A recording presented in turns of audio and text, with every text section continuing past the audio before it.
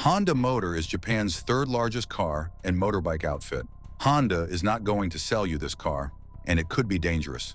For many people in Japan, it was an ordinary day on November 17, 1906. However, it was also the birth of Soichiro Honda, who would go on to change the world in more ways than one. Honda's father was a blacksmith who had a bicycle repair shop whilst his mother worked as a weaver. Their family was very poor, and of Honda's 8 siblings, childhood due to poor health. However, as Honda grew up, he became very interested in tools and machines, and was especially keen on learning how vehicles worked after he saw his first car, a Ford Model T, whilst he was just a toddler. He chased after it, mesmerized by its design. That memory and the smell of the oil would stay with him forever. Now, around this time, bicycles were becoming very popular all over Japan, and customers began to line up in front of his father's repair shop. Honda spent a lot of time watching his dad work and then practicing repairs himself. Honda even learned how to make his own toys from whatever materials he saw lying around. Within a few years, Honda was regularly helping his dad out in the repair shop. However, when it came to academic learning, Honda did terribly in school. He just wasn't interested in what they were teaching and longed to be back in his father's workshop instead. Since he lacked interest in school, his grades suffered. The class were given reports with their grades on which they were meant to take to their parents, who would then stamp a family seal on it to show they'd seen the report card. Honda didn't want his parents to see he was failing and disappoint them, so he decided to create a family seal using a scrap rubber bicycle pedal cover so that his teacher would think his parents had stamped it. And it worked. In fact, it worked so well that other kids in his class who were afraid of showing their low grades to their parents came to him asking if he could create family seals for them as well, so they didn't have to show their parents their report card. Eventually, though, Honda got caught, and his dad wasn't mad he'd done it. His dad was mad his work had been sloppy enough to get found out. Despite not getting much of a formal education, Honda was quickly developing his skills in his father's workshop and had a genuine fascination with machinery and engineering. Then in 1917, when Honda was 11 years old, he heard that a pilot named Art Smith was going to demonstrate the aerobatic capabilities of the biplane. So he decided to borrow some money from the petty cash box, took one of the bicycles in his father's shop, and rode for 20 kilometers to the military's airfield to watch the show. Except when he got there, he realized he didn't have enough money for the admission fee, so he decided to climb up a tree to watch the demonstration. Honda found it incredible, and this only increased his love for machinery and invention. But when he returned home, his father had discovered what had happened. Luckily, instead of being angry, Honda's father was far more impressed at his son's determination and initiative. And perhaps deep down, he was proud his son had the same appreciation for engineering that he did. So he let the incident pass. In 1922, after finishing school, Honda spotted an advertisement in a newspaper for a car servicing company named Art Shokai. The ad said, "Assistant wanted for auto repair shop in Tokyo." He figured that if the company could afford to be running ads like this, maybe they'd have spaces available for apprenticeships for young men like him wanting to get into the trade. So at the age of just 15, he decided to leave home in search of a job and headed to Tokyo.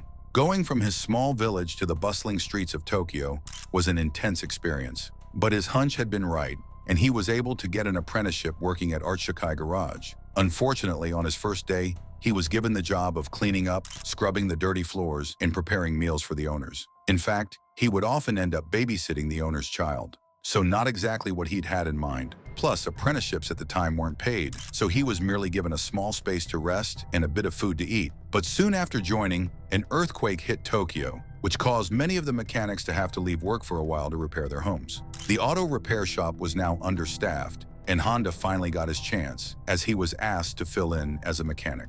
By working extremely hard, this role was soon made permanent. Honda was eager to learn, and Honda spent his days repairing cars and motorcycles, which at the time were limited to only the upper class.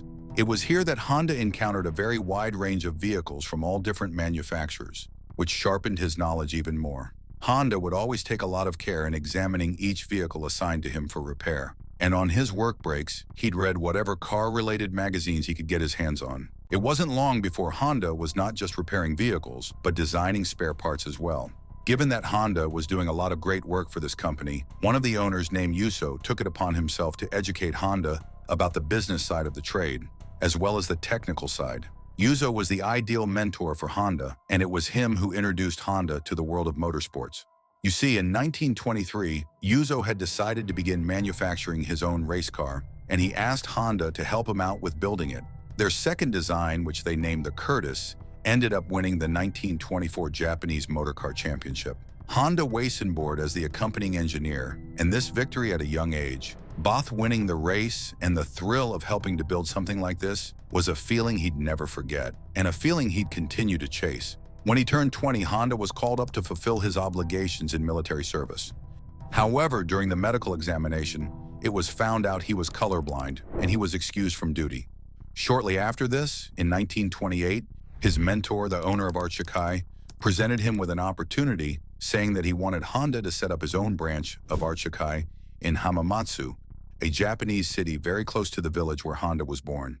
Given Honda was still in his early 20s, it was a lot of responsibility to run his own auto repair shop. But he clearly impressed his managers, and so Honda gladly accepted.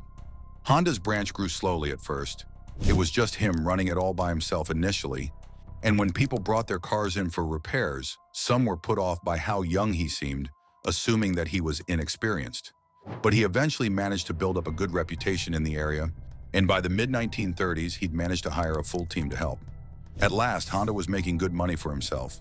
He'd worked his way up from an unpaid apprentice looking after his boss baby to running his own successful auto repair shop. And as a rich young man, Honda was never shy about having a good time. There are many reports of him enjoying himself in the company of lots of geishas, stories of him throwing parties, and even dancing nude at his wedding. Honda worked hard, but he partied even harder.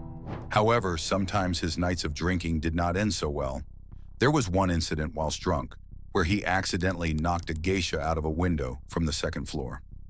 Fortunately, she survived by landing on some wires, although they reportedly had to cut the electrical wires to save the woman, which resulted in the entire town experiencing an electrical power outage. Honda also continued to enjoy racing, but that too would nearly end in a fatal disaster, when in 1936, Honda was involved in a serious car crash during the Japanese high-speed rally that forced him to quit racing completely.